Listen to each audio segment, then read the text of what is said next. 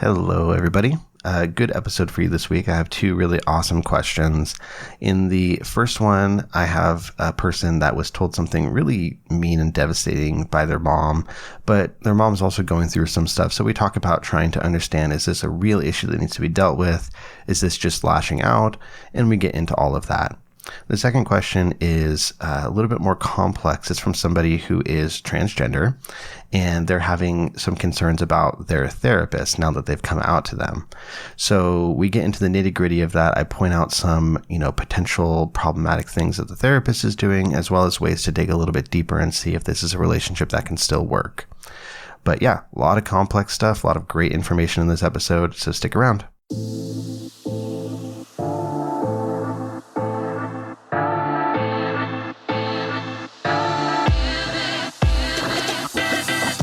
This is the Hardcore Self-Help Podcast. I'm your host, Dr. Robert Duff. I'm a clinical psychologist and a self-help author from Southern California.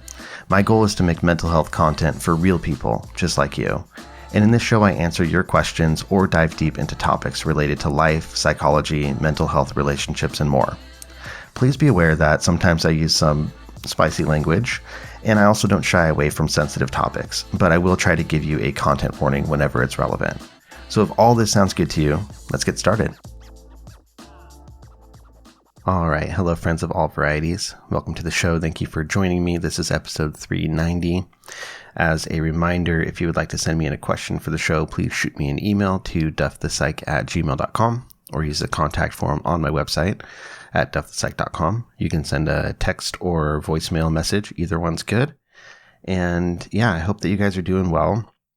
I'm going to do my best with this recording, but my allergies are going fucking haywire. It's been a crazy week for them, man. Apparently, I'm like a 2 times a day Claritin person right now. And I took Claritin a little while ago. I've been trying to let my allergies chill so that I can record, but this is as good as it's going to get. So apologies in advance if I'm a little bit of a, stuffy duffy, as it were. I wanted to give you guys a quick little personal update. I've had some of you ask about, I talked a little while back on the podcast as well as like on social media about where I'm at with my career and my job. And I'm not going to share all the details, but I am pleased to report that I am going to be making a transition. I'm not going to be working for a different company, so to speak, but I am transitioning the role within my company, and I made a proposal that is going to be better for me and my family and for kind of my current stage in life. And so, yeah, I'm happy about it. It's, we're gonna try something new for a little while and see how it goes. And of course, we can continue adjusting from there. But I am very much looking forward to it, and I hope it brings more balance and stability and things like that to my life. And I just want to encourage, any of you guys out there that are in a position where you feel like you don't have the ability to ask for something more or something different. I mean, in any context, but primarily in work, especially if you're in a situation where maybe you're in a small company or you work for one individual, things like this, where you feel like, there's no mobility, there's no way to work out something different than what you're already doing or improve. That's not necessarily the case. And, it took a lot of thinking and looking at other resources and just shooting for it. And the worst that you can get is a no, but more than likely you're going to get a, well, let's see what we can do. And it's better than nothing, right? Even if you're in a position where you are working at a sort of stagnant job, meaning there's no like promotion ladder for you to climb or anything like that, you may be able to create your own promotion or create your own raise. So be bold, think about the possibilities, and go for it. Like I said, the worst you can get is a no, especially if you're indispensable within whatever organization you work for. There's a good chance that you can work something out. So that's my personal update and rant. But yeah, a couple of really good questions here. The first one is pretty short, so let's just jump into it. Question 1 reads, "Hello, Dr. Duff. Hope you're well. I just want to ask a question, and I hope you can help me out. How does one react when one's mother says, 'You've caused me stress from the day you were born'? For the record, my own mother said this to me today. I understand she's going through health issues, but she says this to me despite everything I've done for her. So how the hell do I react?" Well, thank you for the question. Thank you for writing in. I'm so sorry that your mom said that to you. That's really fucked up, to be honest. I can't imagine what it feels like hearing that. Regardless of the history or the reasons for, why this happened, you're absolutely allowed to be hurt by that. It's not something that you should have to hear. So let's let that be the first thing that you acknowledge. It's a messed up thing to say to your child, essentially criticizing your entire existence. Like, ow, of course that hurts. Now, moving onward from this, I truly do hope this was just a one-time thing that was prompted by your mother being in some sort of altered state. You mentioned that she's having health issues right now. And of course, I don't have any context about what sort of difficulties about your mother's age or about anything else beyond what you wrote in the question. But there are a variety of health issues that could cause somebody to lash out or be mean in ways that are not characteristic for them. I'll just run through a few to give you an idea, but, if she's an older adult, something like a urinary tract infection, like a UTI, that can cause people to experience a temporary state of delirium in which they might be confused, they might be agitated, angry. Some people even have like delusional thoughts or, full-blown hallucinations, but it can definitely cause people to behave differently for a temporary period of time while they're struggling with that infection. As well, there are a variety of neurological issues, things like dementia conditions, strokes, or brain injuries. Any of these can cause somebody to change their personality or behavior. And in particular, anything that is impacting the frontal lobes of the brain, so right behind your forehead, that area, that can really impact behavior control and emotional control. Of course, things like physical pain, especially chronic, unrelenting pain, can really drive people to behave in ways that are not typical for them when they're not feeling that pain. And obviously things like alcohol or other drugs, including prescriptions, depending, these can all alter someone's behavior and thinking too. So these are all, some examples. You mentioned all that you've done for her. You said, despite all I've done for her, or something like that. And, I'm not sure what you mean by that, but if it's related to you helping her as she declines in health, that can definitely be complicated too, on top of all these other things I've mentioned. So, for example, if you factor in culture, some people may be very defensive when they feel like they're getting into a situation where people are getting their hands into their private business. Even if it's for their own good from your perspective, there might be that pride or that defensiveness there that's driving more of an extreme reaction. Now, I'm not claiming that any of these explanations for your mother's behavior in particular are correct, but if this feels like it came out of nowhere, you may want to keep your eyes open for any of the possible contributors that could be causing this sort of random sudden change in her behavior. Now, you know much better than I would if this seems like she's just lashing out and trying to cause pain because she's feeling pain or an altered state, or if this really feels like something that she truly believes. If we're taking, just her statement at face value, if we're saying, okay, she meant what she said, and this is something that she's, maybe held back or whatever the case may be, if we're taking at face value, I think this says a lot more about her than it does about you. Sure, you might have a strained or complicated relationship, but if she's blaming you for stress since the day of your birth, that suggests maybe she wasn't ready to have a child. And, we aren't all ready to have a child when we have one, but it's not your fault, right? Raising children is stressful, especially in capitalist societies like ours here in the US and many other countries where, maybe you also have to work. You don't have access to free childcare, free help, where school has hours that don't make any sense for how children's bodies actually work, and everything is sort of wrapped around things like money. It can be really, really hard, especially if you don't have a big community and a lot of support. But you, the person asking this question, you didn't do anything wrong by being born, right? And you didn't have any choice over the circumstances into which you were born. That's not on you.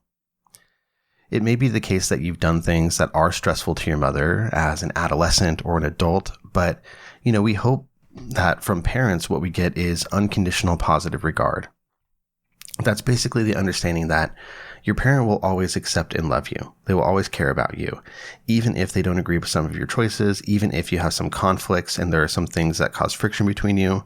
They always accept you and love you, and you have that unconditional positive regard from them. The statement that you have caused stress since the day you were born, it just does not feel like something that ever needs to be thrown out there to a child. And I know you're not a child writing this in, but you are her child, and that should be something that is not said out loud, I think. For yourself, I would encourage you to think beyond, just your mother. She is entitled to her own feelings, her own opinions, even her own temper tantrums, if that's what we're looking at. But your life, your self-worth, these are not exclusively drawn from your relationship with your mom. So spend some time thinking about, ways and reminding yourself of the ways that you are valid, that you're helpful, that you are a good person, whatever values matter to you. Think about other relationships. This can be family or not. Think about your work or school, the ways that you try to show up for others in your life and ways that you succeed in your life. And all of this is to help you to build your own personal buffer, especially if you're going to keep interacting with your mom. Having a strong sense of self outside of her opinion will help you to not take her hurtful statements quite so much to heart.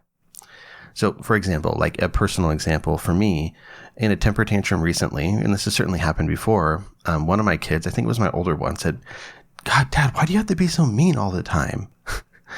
And, that, of course, as a parent who gives a shit, made me internally recoil, right? I was like, oh, God, that hurts. I don't want to be mean, because I don't want my kids to think I'm mean. I try to be as good as I can.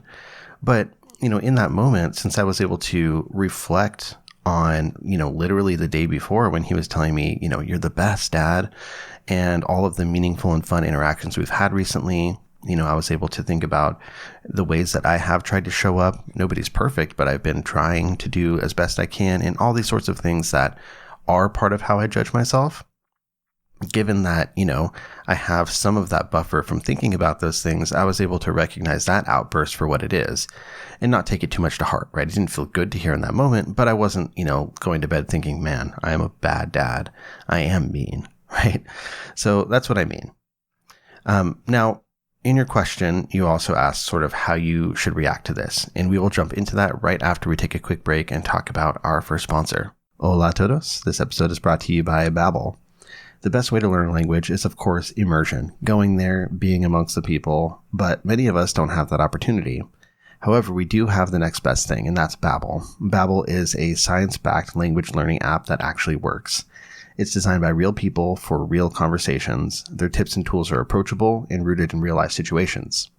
Now, I actually had a really great chance to test out my growing Spanish skills this past week. I had a client show up for testing, and I didn't know this beforehand, but they only spoke Spanish.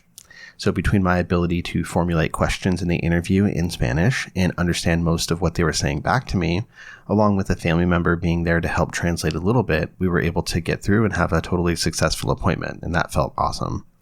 So whether you're trying to order from your favorite German restaurant or you want to flirt with that cute French barista from your neighborhood, Babbel has all the tools you need to get started. And as a special discount and deal for you listeners, you can get 55% off your Babbel subscription at babbel.com/duff. That's 55% off at babbel.com/duff, spelled BABBEL.com/duff. Rules and restrictions may apply.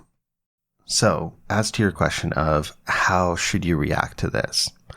I think that you are allowed to react honestly and say that it was hurtful to hear her say this. If you want to give her the benefit of the doubt, you can approach her when she's more calm and perhaps more stable and ask her why she did that. Like literally, you could say, "Mom, you told me, last week that I've caused you stress from the day I was born. Why did you say that?" Just honestly be like, "What the heck, man? Why did that happen? Why did you say that?" And this would give her a chance to either clarify and apologize, like, "Oh, I was hurting. I didn't mean it. I'm sorry. It's just been really hard these days." Or if not, maybe she doubles down on it. She says, "Yeah, that's right. You have, and you owe me," or whatever, right? These are all hypotheticals, but, she could go one way or the other with it. And I would encourage you to be honest. If you feel like it's unfair, if you feel like it's hurtful, if she were to hold that opinion that you've been a burden to her, you can tell her that it hurts. You can say, "Hey, that's really hurtful to hear. I've been trying really hard to be there for you, and I don't understand how you can tell your own child something like that. That's really hurtful, and it's going to be hard for me to show up in the ways that I have been if you're going to be treating me like that." You can draw boundaries if you think that's appropriate. You can say you feel that you're deserving of more respect, that if she wants to keep treating you that way, then you're going to have to, at the extreme, stop interacting with her, or, stop helping her as much as I said, or that it's going to change things between you, that you need to get other help if she's going to need help with things. So you can be, clear about your boundaries as a person because you're allowed to have them. Now, of course, with all of this, I am obviously taking your perspective. You wrote the question in. I'm kind of trying to see it through your eyes. But it's very important that you also take a good, honest look at yourself, right? If you're being completely irresponsible, if you're causing harm to people in your family, if you're legitimately causing a great deal of stress because of your decision making or what you're doing, then maybe you do need to take some ownership of this as well. I still don't think that, that statement is a very productive one or a good one for her to have said to you. But, if there is a part that you're playing here, it's important to recognize that. But it does sound like this was kind of a surprise to you. So, I doubt that's the case. But in the end, I hope this is something that was just a moment of frustration, not an indication of a huge underlying bigger issue that you need to work out. But throughout this, don't be afraid to get some support. This could be friends and family, or even working with a therapist. If you're feeling uncertain about things, about why she said that, about, how to interact moving forward, you might need some help working through it all. And that's where, like I said, a good friend or a therapist can come in. But don't feel like you need to take all this onto yourself and really let it erode that sense of self like I was talking about. You need that sense of self. So do what you need to do here. I would encourage you to be honest, like I said, and also feel free to feel that hurt because, damn, I wouldn't want to hear that from a parent. That sucks. And I'm sorry that you had to. But thank you for the question. I hope that these thoughts were helpful to you. Before we get into the next question, let's take another quick break. We'll talk about our second sponsor and then right into question 2. This episode is brought to you by BetterHelp. I have been spending a lot of time thinking about, time recently. A lot of us find ourselves wishing that we had more time. And the question is, for what? Why do we want more time? For me, I've come to the realization that time is certainly finite, but we can always find ways to use our time better and in ways that are more consistent with our actual desires. So finding out what matters to you and prioritizing it can make all of the difference until you're able to find that time machine that you're looking for. So for me, this has been about making intentional time to spend with my kids, with my family, with my loved ones. For you, it may be something else. And one of the best ways to learn about what really matters to you and develop a plan to prioritize it is through therapy. So for a quick and easy way to get started with therapy, give BetterHelp a try. It's designed to be convenient, flexible, and suited to your schedule. The best part is it's entirely online. Just fill out a brief questionnaire to get matched with a licensed therapist, and you can switch therapists at any time for no additional charge. So learn to make time for what makes you happy with BetterHelp. Visit betterhelp.com/duff today and get 10% off your first month. That's BetterHelp, HELP.com/duff. Okay, so on to question 2, and this one is a little bit longer, but bear with it. It's an important question. It reads, I am a closeted trans man and recently came out to my therapist who I've been seeing for the past few years. We have a great relationship and he's helped me a lot. He was supportive, which I was grateful for since I live in a very conservative state, and so I've been reluctant to tell friends or family for fear of rejection. However, while discussing this with him, he consistently used incorrect terminology, such as calling gender dysphoria gender dysmorphia, and referred to a non-binary client he was helping by the incorrect pronouns. Client told him they used they/them pronouns, but he kept referring to them as she. I pointed these things out to him as politely as I could, thinking maybe his errors were due to a lack of education, but he didn't make any effort to correct himself and even mentioned to me that he wasn't going to write a letter of support for the non-binary client because they weren't dressing masculinely enough. This made me incredibly uncomfortable and sad for this person and has made me question whether I should continue seeing this therapist. I'm not sure what to do. Keep the therapist with whom I have a great rapport or find a new one who is more experienced in gender issues, but without the rapport. I should add that I've had a few negative experiences with therapists in my state and have yet to find one that I trust as much as my current therapist. Would it be possible to see my current therapist and a gender therapist at the same time? Would be interested to hear your thoughts on this. So very good question. Looking through here, I don't think there's too much terminology that I need to get into that I won't as I go through the question. The letter of support, that could be for a variety of things. It could be for gender affirming surgery, like for instance, top surgery where you get, surgical modification. I'm not totally sure, but, that is one use of a, sort of letter of support as they're referring to. But yeah, let me just jump into it. This is a really good and vulnerable question. So I appreciate that. I appreciate you trusting me with this. And props to you for coming out to your therapist, for being honest about the fact that you are transgender, that you are a man. Even though you have an existing relationship and rapport with your therapist, it can still be extremely daunting. And I'm sure it was nerve-wracking to get up the courage to do that. So I'm proud of you for being brave and being vulnerable in that way. Props to you. But it does sound like you have some serious mixed feelings about how he has handled this since you came out. So we'll talk a bit about that. It is great to hear that he was supportive and generally non-judgmental with the immediate response. I'm sure that was a big sigh of relief when that happened because, yeah, you never know. But since then, you're seeing a variety of signs that are concerning. If we're giving him the benefit of the doubt here, it just seems like he straight up doesn't get it, even if his heart is in the right place. But I could certainly understand if some of these behaviors come off as somewhat dismissive or prejudiced as well, which is something that I'm kind of picking up on. So let's dig into some of the factors at play and some of the issues that you pointed out. First off, you said you're in a very conservative state.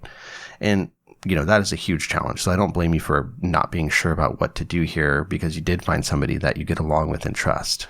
For anybody that's not in the United States, maybe you don't understand the implication there, but, the person writing this question is transgender, meaning their gender identity, who they know they are in terms of gender internally, that sense of it, does not match with the sex that they were assigned on their birth certificate. So when they, popped out in the hospital, they wrote something on the birth certificate. That is not who they actually are.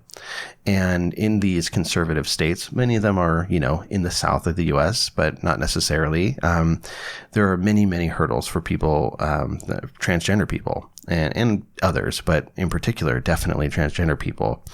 And this is from both concrete sources like laws that are in place or policies for certain places that you might go, as well as simply the sentiment of the people around you that live there, right? If you're seeing, lawn signs or bumper stickers that are basically questioning your existence or insulting you, then of course, right, that's going to be really difficult. So that means that the fear of rejection, that the person writing in that he's feeling is totally reasonable and not just, him being paranoid. You, question asker, you're behind enemy lines and you're hoping that you have some allies that will accept you for who you are. But, there's no assurance about that. So fuck yeah, it's scary. For somebody that, in terms of like a provider that lives in a conservative area, they may not have a lot of practice with adjusting their pronouns when somebody comes out to them, or, they maybe don't use a lot of terminology related to LGBTQ plus topics in general. But it is a concern, right? Saying gender dysmorphia instead of gender dysphoria, it might seem like a small point of correction, like maybe semantics, but it does highlight a fundamental misunderstanding. And I'm not sure if it came off to you this way, but dysmorphia is a term that we don't commonly use regarding gender. More likely, it's the case that the therapist you're working with got it mixed up with what we call body dysmorphia. And the thing is, dysmorphia, like in terms of body dysmorphia, implies that you're perceiving your body in a way where you dwell on its flaws. Like you're seeing an unrealistic picture of yourself, and that picture is disgusting to you. Now, this may or may not be present for somebody that's transgender. Now, gender dysphoria, right, on the other hand, the correct term, gender dysphoria, that isn't necessarily a judgment about bodily flaws. It's the tension or the distress that comes from that incongruence between somebody's gender identity and that sex they were assigned at birth, like I talked about, right?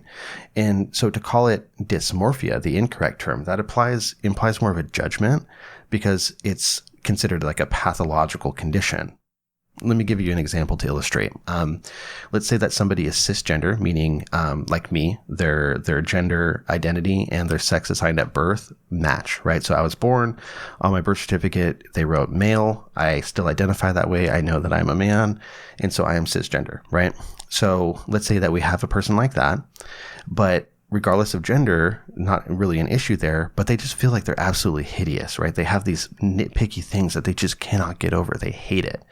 And they're very specific. Like they feel like they have small calves and that makes them look dumb. They feel like they have a big nose. They feel like they have, an unusually shaped belly. And as an attempt to feel less of this distress because it bugs them day in and day out, and they really feel like it's holding them back, they end up getting cosmetic surgery. They get calf implants, they get a nose job, they get maybe a tummy tuck or liposuction or something like that. Now, this is behavior that we might consider driven by a mental health issue. Of course, people have the right to change how they look and modify their bodies, but when it's driven by this disgust that they feel, and, it's not necessarily, it doesn't have to be different from what other people see, but often it is. Often people look at this person and they say, what are you talking about, man? So when it's driven by something like that disgust, this inordinate fixation on these flaws that leads them to make these changes, that's when we start thinking about it maybe in the realm of mental illness. So that's very different, right? Because if a transgender person, say, gets top surgery where they're getting, breast tissue removed, we wouldn't call that pathological in the same sort of way. It's not them having some sort of irrational disgust about their body. It's that they are trying to modify their body in a way that's consistent with their gender, which is a real thing. It's not a made up thing, right? So to use that term incorrectly, to say dysmorphia, that does give this sort of pathological flavor to it, and it can be more judgmental. I'm not sure if he intended that consciously or unconsciously, right? But regardless, that is the case. So that's one thing. And then we also have the issue of this therapist you're talking about sticking to the she, her pronouns when his patient asserted that they use they, them pronouns. They're a non-binary person. They said, hey, use these pronouns for me, and he's not doing that. Again, we could give the benefit of the doubt here and chalk it up to a lack of practice or education. But, one of the main concerns I have here is that you corrected him and you let him know, hey, this person asked you to use they, them pronouns and you're not doing that. And then he kept doing it. And it would be one thing if he was having a hard time transitioning his language, right? I'm not transgender, I'm not non-binary. Like I said, I'm fully cisgender, but a lot of people that I've encountered and talked to say that, a quick oops, sorry, and correcting yourself goes a long way, right? If he's like, even in talking to you, if he's like, they, my bad, they, blah, blah, blah, blah, blah. That's great, right? That they're trying, he's trying in that case. But it sounds like he didn't really make any attempt to, like he's kind of brushing it off. So I could be wrong there, but that's the way it sounds with how you wrote that. Now, another issue, aside from the specific concerns about, pronouns and gender terminology, I have another sort of overarching concern about this guy, which is, why is he talking to you so much about his other patients or his other clients? It's not unheard of to do this. It's not unheard of to discuss other clients. For example, for me, if I'm working with somebody and I've seen a very similar circumstance before or something that might be a good point to illustrate, I can make reference to that, right? I might bring it up. I usually ask, I usually say, I've kind of seen something like this before that I've encountered with another patient. Would it be helpful to hear about how that went or what we did in that case? And if the person says yes, then I'll go into it. But I'm not going to go into the weeds and get deep into details of this other client's experience. That feels very, violating.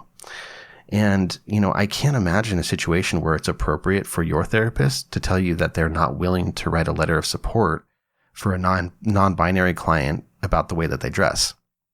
That just doesn't make any sense, right? This is much less personal, but what if your therapist was like, oh yeah, I have a person that wants an emotional support animal, but God, they're so crazy. They don't actually need one. They need blah, blah, blah, blah, blah treatment. That would also be inappropriate, right? And this is a level up from that.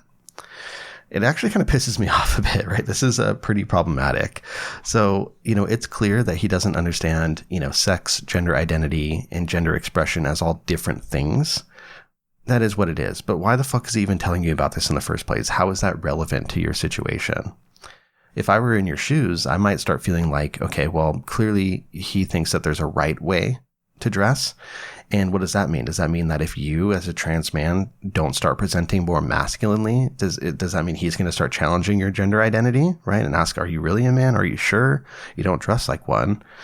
I don't know. That's where my mind goes. Maybe you have a lot more grace than that. But if you are feeling otherwise, dude, this is a very fishy sort of situation. Don't like it. I don't blame you whatsoever for being confused about what to do here and for feeling sad for that other client of his that's not, being appropriately supported and that he's kind of gossiping to you about maybe. I don't know. So what to do about this. I think it's really important for you to first reflect on, and this is going to be a continual process, but reflect on how central your gender experience is to your life and what you're dealing with. In my experience, for people that I've worked with who are trans or non-binary, but are also closeted and are passing as a different gender, a lot of psychological issues may be stemming from that, right? You might have something like anxiety or depression or suicidality or, dissociation or any number of things. And they're, of course, issues in their own right. But when you get down to it, a lot of it has to do with the way that they're living and how they're not able to be authentic. So for you, you might want to think about, are you going to be able to effectively work with somebody on issues like depression, social anxiety, whatever it is that you're working with, when he doesn't really have a fundamental understanding of the underlying issues that make you feel despair or fear or those other negative emotions?